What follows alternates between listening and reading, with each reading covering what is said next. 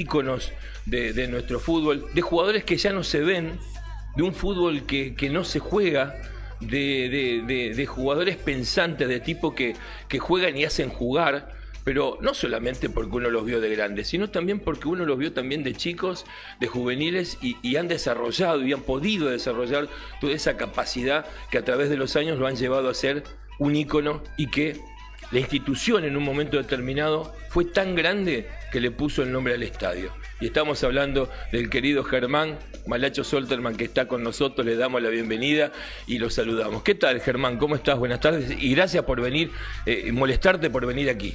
¿Qué tal? ¿Cómo estás? ¿Qué tal, René? No, el agradecido soy yo. Es la primera vez que vengo a Código de Juego y bueno, estoy muy contento de estar y como siempre estar a disposición tuyo. Nos conocemos hace tantos años que uno no puede dejar de venir ante cada invitación. Bueno, Germán, muchas gracias por la atención.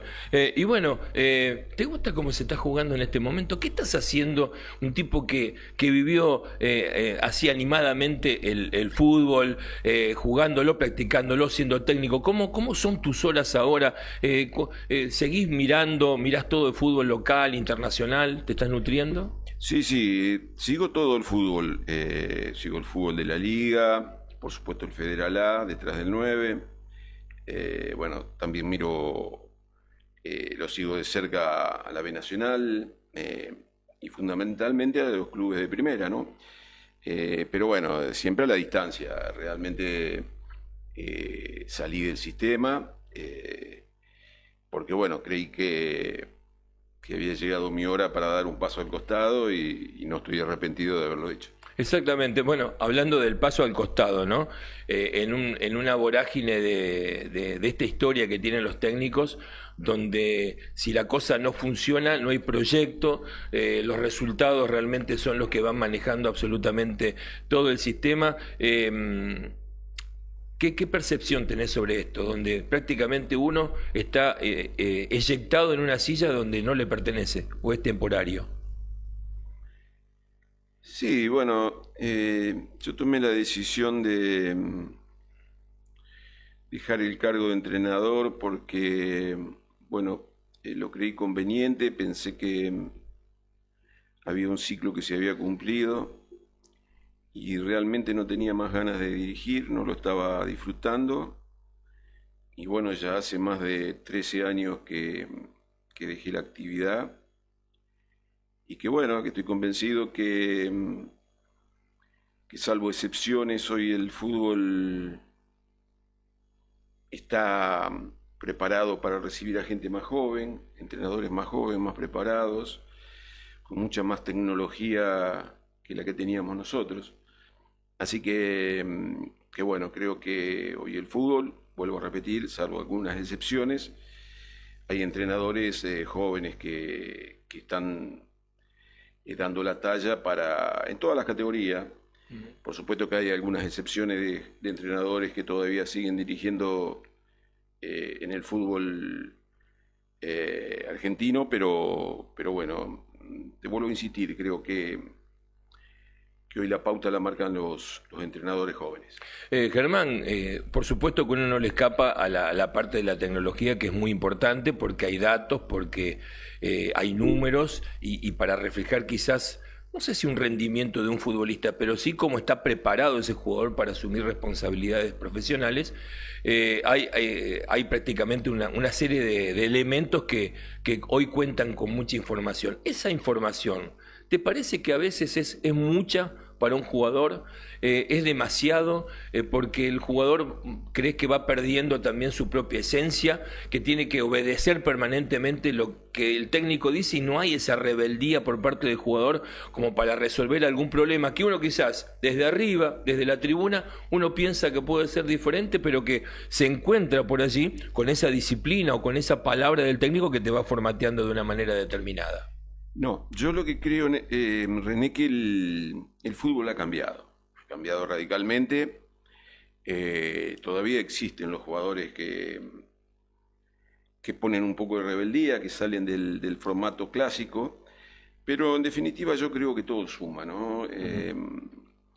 hoy el entrenador tiene que estar preparado para brindarles a sus jugadores todo tipo de información, no solo del equipo propio, sino del rival.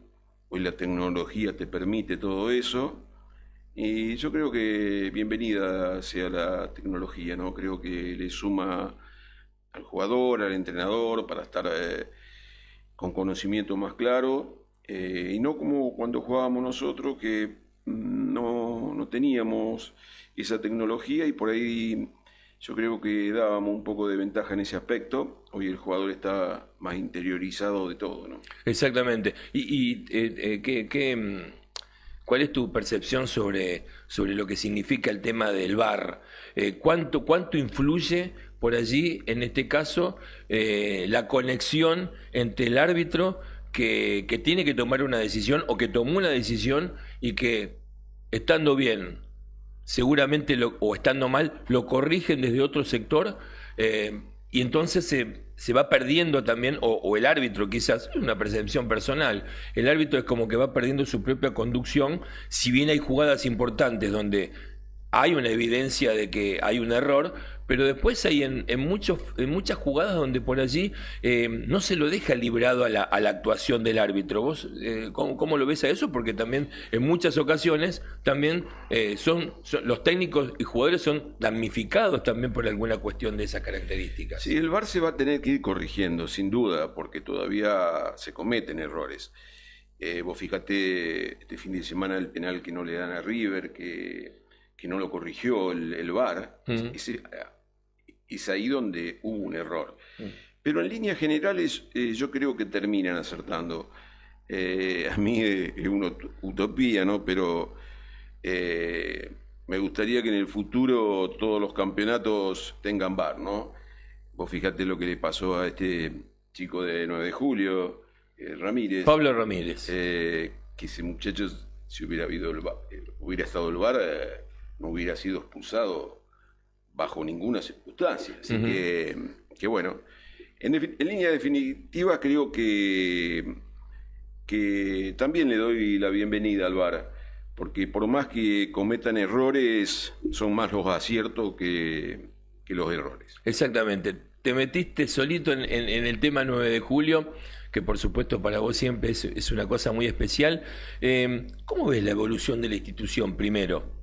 Porque es otro club hoy con respecto a años anteriores, y esa evolución por supuesto va marcada con el ingreso del 9 a querer ser profesional en sus actividades, porque no solamente lo hace con el plantel superior, sino que también hoy las inferiores y formativas están jugando en otro nivel de competencia. No, al 9 lo veo muy bien. Realmente, como decís vos, es otro club con muchísimas disciplinas. Yo tengo a mi nieto que juega al básquet, así que lo voy a buscar generalmente y veo una cantidad de gente que participa en el club que no era propia de nuestra época. Así que sí, lo veo realmente muy bien en lo institucional y también en lo deportivo. El 9, inclusive en el Federal A, ha sido protagonista los últimos años. Así que, bueno, que en líneas generales lo veo muy bien al club, sigue progresando y bueno, creo que el final de todo este mejoramiento puede ser el ascenso.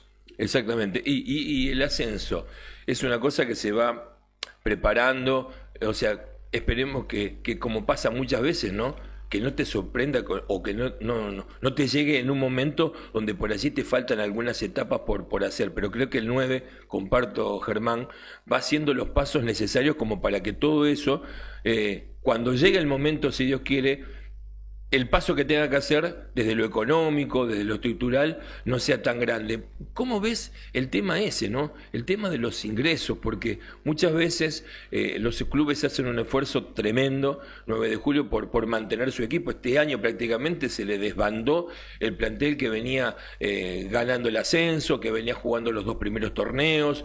Hubo que armar otro proceso, otro grupo de jugadores, quizás con una base de 2 o 3 que habían quedado del año anterior, y eso significa una ingeniería económica como para poder ponerlo en escena y que funcione después. Por suerte el 9 funciona y está en carrera, pero digo, ¿cómo ves también todo ese trabajo que muchas veces se hacen en silencio porque los dirigentes me imagino que se agarran la cabeza muchas veces con los números que se manejan en transporte, en traslado, en sueldos, en comidas, en tratar de darle una casa, un domicilio al futbolista? No, no es fácil. Yo no quisiera estar en los zapatos de los dirigentes. Fundamentalmente en los traslados, se va mucho al norte. Como le va a tocar ahora. Claro, todavía el 9 no fue a esos lugares, pero va a llegar el momento que va a tener que ir. Uh-huh. Y hoy los costos son muy, muy altos, pero el 9 van pasando los años y se la ingenia para armar equipos competitivos y ese es el mérito, ¿no?, de esta dirigencia. Y bueno, también tuvieron la inteligencia y la sabiduría de mantener cuerpos técnicos, que en otra época eso no se privilegiaba. Primero fue Maxi Barbero, que hizo unas campañas bárbaras, uh-huh. Y ahora Marcelo Varela, ¿no?, que bueno, que realmente lo veo muy bien, muy aplomado, muy del riñón parecería, porque siente al 9 como cualquiera de nosotros. No me gustó la duda que tuvo hace un par de semanas en su continuidad, porque yo creo que lo mejor que le puede pasar al 9 hoy en el Federal es darle continuidad a Marcelo. Uh-huh. Los proyectos con continuidad generalmente terminan bien. Exactamente, y además se suma el proyecto de informativas. Germán, ¿qué hubiese pasado si estaríamos en esta época, si estarías en esta época y se te verían las posibilidades que hay hoy de jugar con los equipos de la B, con los equipos de AFA? Hoy prácticamente en un video está tu carrera y podés subir de categoría automáticamente, o te vienen a buscar del exterior, como pasan con chicos que van a jugar a Italia, Francia, en divisiones, en categorías menores, pero que hacen un paso, un desarrollo. Me imagino que eso también hay que ponerlo en la balanza, porque los clubes comienzan a trabajar con lo que tiene que ver con los representantes, con gente que se arrima a los clubes, y el jugador es como que, o el chico es como que abre hoy los ojos y en un segundo puede estar determinando su carrera. ¿Cómo ves el desarrollo de esa situación? Claro, volvemos al tema del que el fútbol ha cambiado de nuestra época. Yo vi el otro día que había jugadores jovencitos que venían del norte de la provincia a jugar al 9. Y bueno, y eso es muy importante, tener las divisiones formativas jugando a ese nivel, te da otro roce. Así que bueno, todo suma. O sea, yo veo que los equipos de Rafaela, Atlético 9 y Benur, trabajan de una manera muy buena. Por eso están donde están. Benur a corto plazo va a pegar el salto otra vez al Federal, porque es otro club que trabaja muy bien. Y bueno, cuando vos trabajás con seriedad, como no solo estos tres clubes, porque en Liga Rafaelina también se trabaja muy bien, solamente que hay veces que determinados clubes no quieren meterse en una situación económica muy grande y no participan. Pero hoy en Rafaela, en Liga, podría haber otros ascensos, uh-huh, a los federales, porque, bueno, en el caso de Ferro, de Unión de Sunchales, la mayoría de los equipos de Rafaela trabajan muy bien. Siguen la línea que empezó Atlético, uh-huh, que continuó Benur, y también después se le sumó el 9. En líneas generales creo que tenemos una buena base acá en Liga Rafaelina. Y además el 9, vos sabés que esta es una cosa que yo la charlaba años pasados con algún dirigente del 9 o con la gente que uno conoce, y yo siempre decía que el 9, ¿viste cuando un club decide jugar otro nivel de competencia, es como que regala un poco la liga, la entrega, porque los planteles son recortados, porque hay que representar, porque el jugador no puede estar jugando tantos partidos con los viajes encima. Bueno, y me parece que el 9 entendió también los refuerzos. Hoy busca gente joven de equipos liguistas y lo va formateando, y estos son los resultados que se están dando, por ejemplo, en los últimos tiempos, donde Gaby Castelo, por ejemplo, es el técnico, y hoy tiene por allí la posibilidad de estandarizar una forma de trabajar en el equipo liguista. Eso es muy importante también. Sí, por supuesto. Yo creo que también en Liga 9 de Julio está haciendo buenos campeonatos, proyecta jugadores, tiene un cuerpo técnico encabezado por Gabriela Castelo, que es otro jugador, otro entrenador del riñón del club. Y eso es importante. Inclusive, sin saberlo, creo que deben trabajar muy cerquita el chaqueño con Gabriel. Así Claro. que bueno, que en líneas generales el 9 está por el buen camino. Están alineados porque la formación del equipo que juega Copa Santa Fe es un mix entre el equipo principal y el equipo liguista.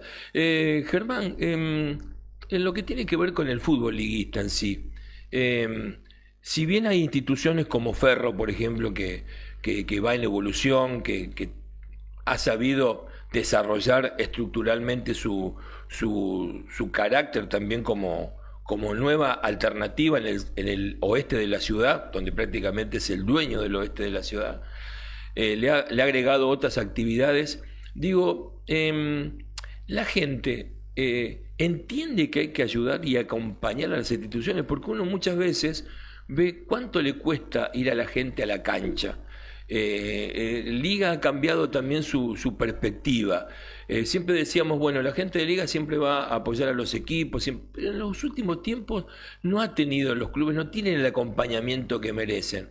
Puede ser por los streaming, puede ser por la televisación, puede ser por muchos motivos. Sí, por el tema económico también. Por el tema económico, por el costo de las entradas, en fin.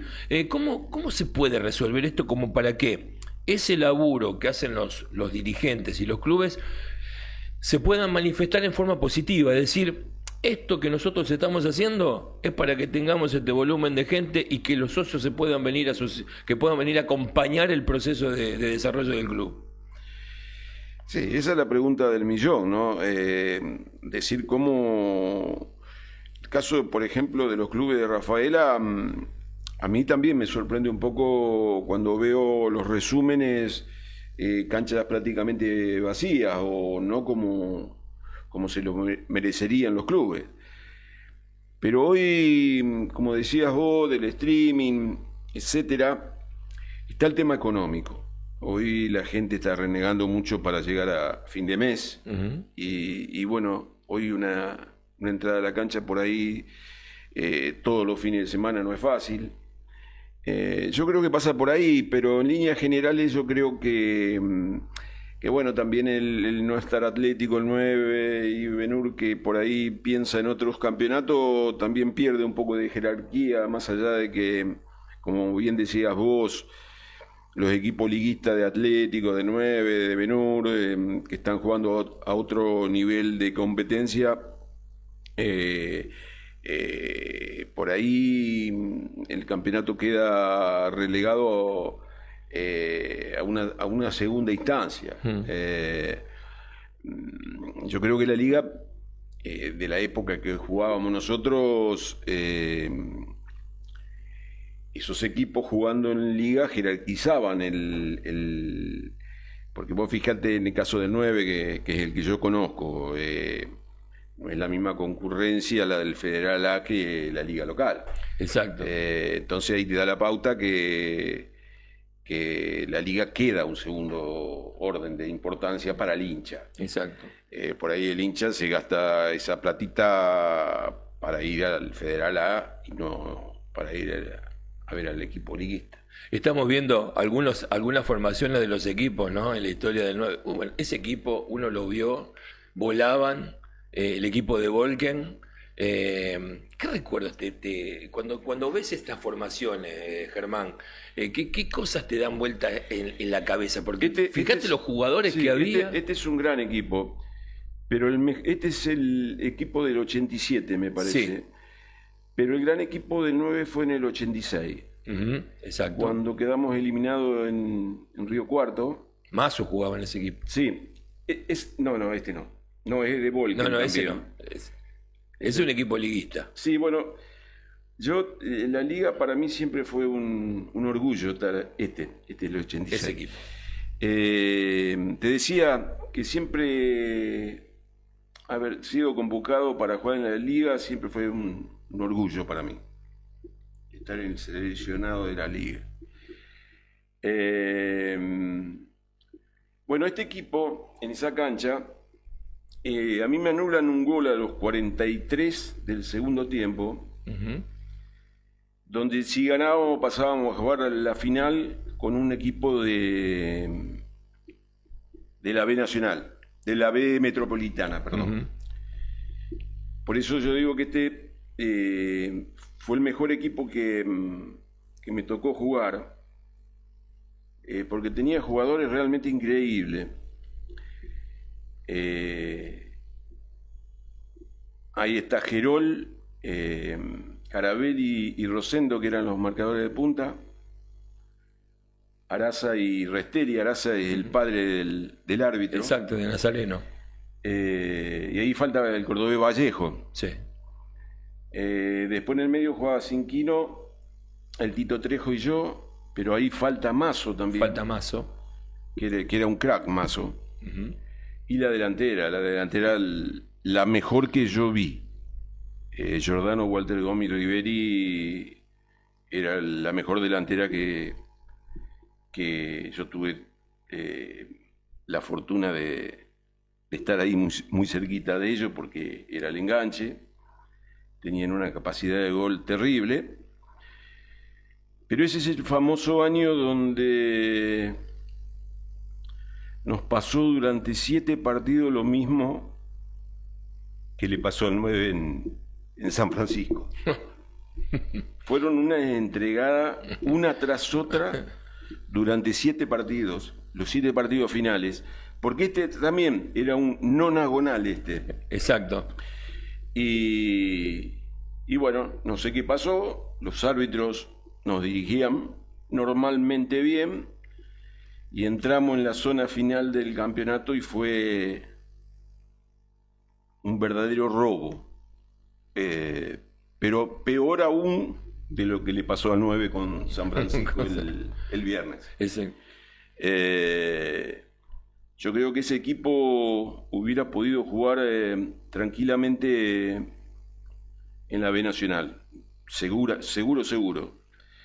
Ahí faltan también el Cabezón Roata, Daniel Dalmazo, claro, que estaban en el plantel. Y vos fijate que en esa foto está el Beto Alonso y Pumpido. Exactamente. Que habían salido campeones con River. Habían ido a jugar un campeonato de golf a Río Cuarto y los invitaron para ir a la cancha. Exactamente. Bueno, y el hacedor un poquito de todo esto fue Reinaldo Volken, que creo que es el técnico que cambió el paradigma también de cómo se venía trabajando en el fútbol de Rafaela, ¿no? Sí, quiero ser justo también, me olvidé que en ese plantel estaba el alemán Emer y el chueco Clemen, entre otros. Sí, no, Reinaldo cambió la forma de trabajar. Nosotros casi todos teníamos una actividad paralela al fútbol y Volken la profesionalizó. Así que sí, fue un antes y un después. Tuve la suerte de ser amigo personal de Reinaldo. Y sí, le cambió la historia no solo al 9, por donde pasó Reinaldo. Sí, totalmente. Porque pasó por Sportivo, por Atlético y todos los lugares donde fue.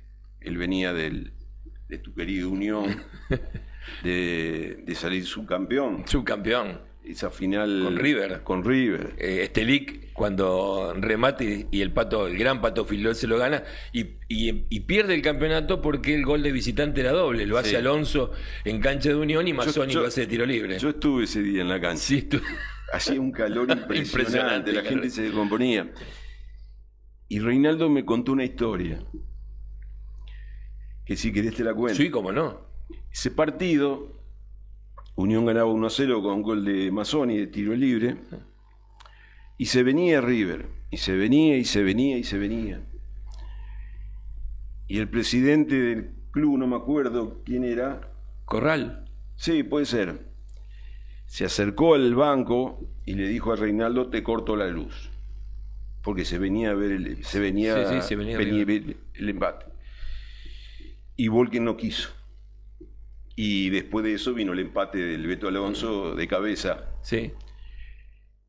Y bueno, por ahí podía haber cambiado la historia si no era correcto, pero es la anécdota que siempre me contaba Reinaldo mano a mano, que por ahí, si cortaban la luz, Unión es muy probable que hubiera sido el primer campeón de Santa Fe, ¿no? Exactamente, bueno, también le habrá pasado algo parecido a Talleres de Córdoba contra tu querido Independiente, esa noche que se quedan con tres lo que pasa es que menos. Esa época parece mentira, pero no era algo que no se hacía.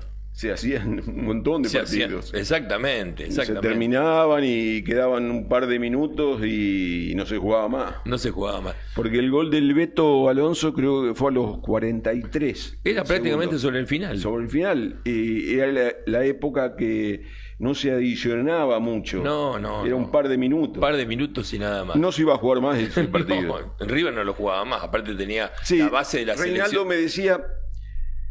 Hay que ver la predisposición que tenía River si hubiera ido 1-0 abajo. Claro. En el partido con River en Buenos Aires. Claro, en el global. Él pensaba que River iba a plantear otro partido si hubiera perdido con Unión en el partido de ida. Claro, fue más conservador.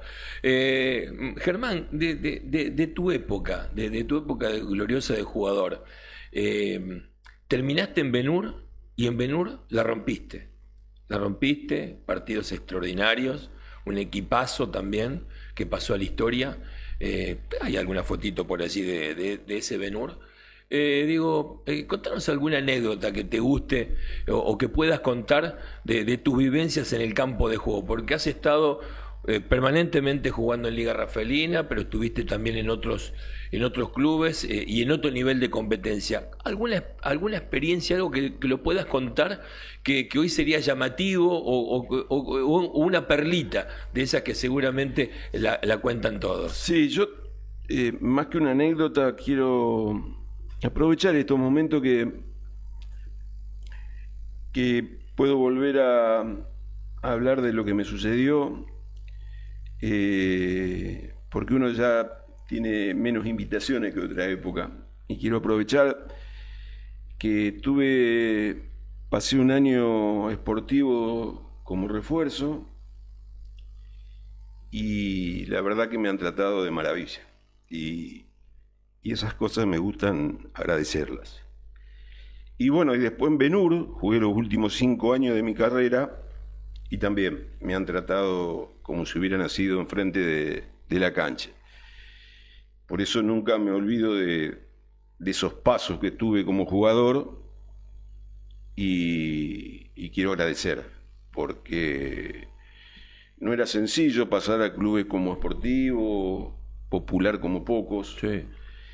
Y bueno, y después Ben-Hur, que bueno, tuve un problemita con un dirigente del 9 y me tuve que ir lamentablemente, pero gracias a Dios se me puso en el camino Ben-Hur y realmente que tuve 5 años inolvidables. Y siempre me gusta agradecer porque yo siempre digo que en mi casa me cerraron la puerta y bueno, tuve la oportunidad de pasar a estos 2 clubes que no me canso de agradecer porque Yo estaba muy identificado con el club, Claro. con el 9. Pero bueno, yo de esas cosas no me olvido. Soy muy agradecido en ese aspecto.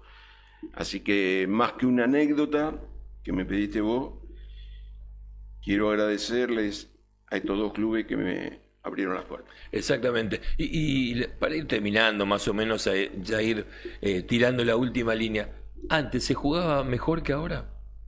Éramos mucho más románticos en lo que tiene que ver con las posiciones, con los espacios. ¿Te gusta más aquello o te gusta más esto? Qué buena pregunta. Yo creo humildemente que se jugaba mejor antes. Por ahí uno escucha y dice, che, no se marcaba tanto. Por eso se destacaban algunos jugadores. Yo la verdad que no recuerdo un partido en mi vida que no me hayan marcado. No lo recuerdo. O sea que hay más marca ahora que antes, eso no lo creo. Pero volvemos al tema de que el fútbol ha cambiado. Hoy sí es más rápido que en otras épocas, es más vertiginoso. Pero siguen apareciendo los buenos jugadores, siguen apareciendo. Pero es una respuesta que no es muy concreta. Yo digo que buenos jugadores de fútbol hubo siempre y va a seguir habiendo buenos jugadores. Por más que sí, que hoy el fútbol sea más rápido, más veloz, eso es verdad. Es más rápido que en otra época. Pero bueno, ya lo vemos en la selección, ¿no? Que siguen apareciendo jugadores extraordinarios, más allá del capitán, siempre aparecen. Este mundial pasado siguen apareciendo los de Qatar. Así que bueno, en cuanto a eso, es difícil decir qué época fue mejor que otra. Lo que sí, a nivel internacional, esta fue la mejor. Exacto. Porque estamos en todas las finales, así que la respuesta es que se acerca más a que el fútbol de ahora marca más diferencia que en otros años. Germán, para terminar, viste que, mira, yo una vez le preguntaba a una persona que ingresaba a la política y yo le decía, ¿qué se siente? ¿Viste? Cuando vas caminando, vas pasando las calles y ves el cartel con tu foto. ¿Viste? Decís, qué bárbaro. Voy por toda la ciudad y encuentro carteles con mi rostro por todos lados. Y vos sos un monumento en el 9, porque han puesto el nombre de tu estadio y eso queda para todos los tiempos. ¿Cómo uno convive con esa situación? Porque pasás a ser un inmaculado, pasás a ser algo que es intocable y que, por supuesto, me imagino que para vos debe ser un orgullo tremendo como para toda tu familia. Sí, para mi familia sí. Bueno, yo creo que cuando me hicieron ese reconocimiento fue en un momento muy especial del 9, porque el 9 se estaba yendo al descenso, se iba al descenso y tuvimos la oportunidad de agarrar nosotros y nos salvamos el descenso. Había que sacar, creo que el 80% de los puntos y lo sacamos. Y ahí fue una propuesta de Diego Peiretti, que te está mandando saludos en este momento. Ah, mirá vos, sin querer, sin saber. Fue una propuesta de él, tuvimos varias reuniones, yo insistía que era demasiado reconocimiento. Y bueno, después de muchas reuniones llegamos a un acuerdo de que les dije que sí. Pero también quiero aclarar que ya en aquel momento No sé si era exactamente justo, porque bueno, por el Club 9 de Julio han pasado jugadores, dirigentes. Yo lo digo con todo el respeto, que han hecho mucho más que yo, y sin embargo no tuvieron el reconocimiento que sí tuve yo. Estoy agradecido, pero bueno, a la vez tengo la sencillez de decir que me parece que se le fue la mano. Bueno, pero es un lindo mimo. Y para cerrar, Germán, ¿quién es tu ídolo en el fútbol liguista? ¿Quién es tu ídolo en el orden nacional e internacional? Tus ídolos, tus referentes, tus espejos, las personas que vos dijiste, yo quiero ser eso o soy eso. Bueno, acá de Rafaela siempre me gustó mucho José María Ruata. Por más que él era menor que yo, siempre fui compañero de él, lo dirigí a él, y fue, sí, uno de mis ídolos. A nivel nacional, al Bocha Bocini, también me gustó mucho siempre Francescoli. Uh-huh. Y bueno, no voy a ser muy original, pero el capitán de la selección es alguien muy especial. Exacto. Para todos, no solo para mí. Ha dejado una huella que nadie la va a poder superar. Pero bueno, por ahí pasan. También en el orden local, cuando era pibito, Miguel Rossetti, Ricardo Bodio, toda gente que yo veía de afuera, que me gustaba verlos jugar en el 9. Que no tenía nada que ver con tu juego. No, pero tenían una entrega que era muy particular, y los también fueron parte de mi infancia, ¿no?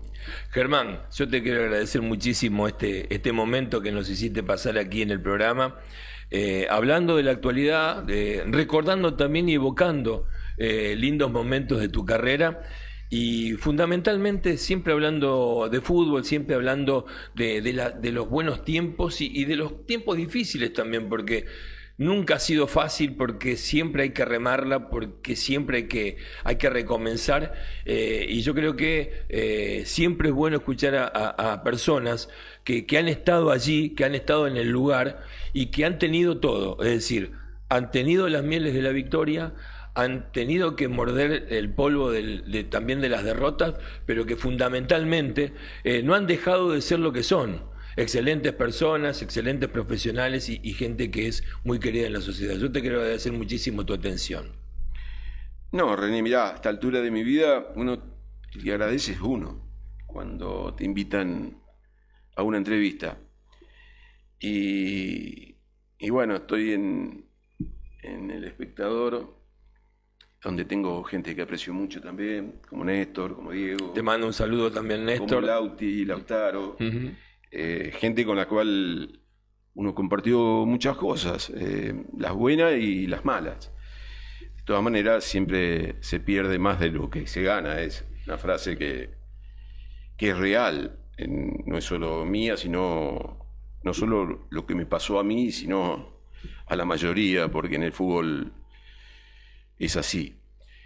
Pero bueno, te reitero, René, sabes que compartimos muchos momentos en viajes, y bueno, sos una persona muy querida, no por nada te dicen el señor Liga. Bueno, ahora ya no tanto. No tanto, me corrieron un poquito. Bueno, muchas gracias. Así que bueno, les deseo a todos mucha suerte, muchas gracias y éxitos. Muchas gracias por la atención, Germán. Pasó el gran Germán Solterman aquí por los micrófonos de Radio El Espectador, del canal de YouTube